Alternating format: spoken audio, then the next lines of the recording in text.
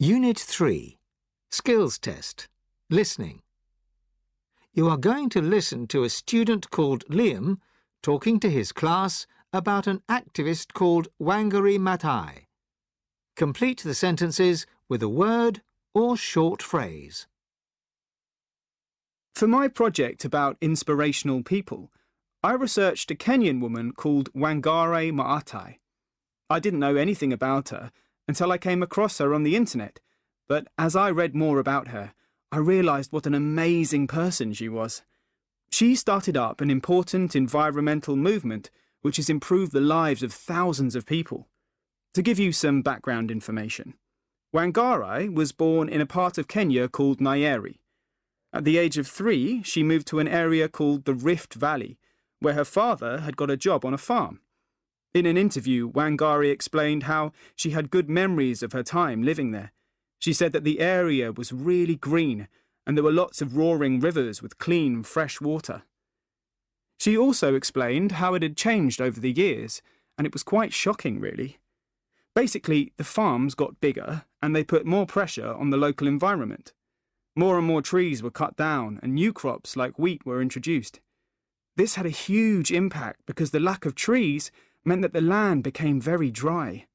The water couldn't move around properly, and the streams and rivers dried up. Of course, this happened over many years.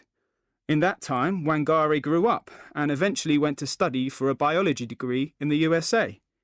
She was one of a few hundred students from that part of Africa chosen to participate in a special study program.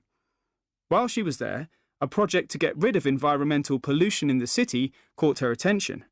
However, she returned to Kenya, where she continued her studies at the University of Nairobi. In 1971, she became the first East African woman to be awarded a PhD. That's the highest university degree you can get, and pretty impressive if you ask me. While Wangari was working at the university, she started to think about how things had changed in Kenya. She had noticed that development was actually making things worse for some people. People were becoming poorer and they seemed to have less control of their everyday existence. She heard Kenyan women complaining about problems with food and resources. They were finding it harder to get food and wood, which they used for making fires and building houses and fences. They also talked about how the streams were drying up so less water was available. Wangari thought that some of Kenya's leaders were not taking responsibility for these problems, so she set up an organisation called the Green Belt Movement. The group tried to show people how to manage their natural resources by planting more trees and looking after their water supply. The Green Belt Movement worked closely with women's groups and, over the years, they have planted millions of trees throughout Kenya. They have worked with companies, schools, and even the Kenyan army. Although Wangari's organisation had helped many poorer Kenyans, she also managed to upset some people, especially some of the politicians. For example, in the 1980s, she protested about plans to build a huge skyscraper in a public park in Nairobi. Wangari wrote letters to the government and to foreign businesses involved in the project. The government was really annoyed with her, and some of them said she was crazy.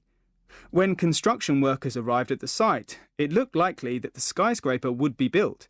However, Wangari kept protesting and finally succeeded in convincing them to stop the project. For the next 15 years, Wangari kept working with the Green Belt Movement, as well as many other organisations that helped people and the environment. She also continued to bother the government with her protests, and she was arrested several times. However, she was rewarded for her efforts. In 2004, she became the first female African to win the Nobel Peace Prize. She received it because of her efforts over many years to improve the environment and defend human rights. In her speech when she got the award, Wangari said that she wanted to inspire people to take responsibility for the environment and also for their own lives.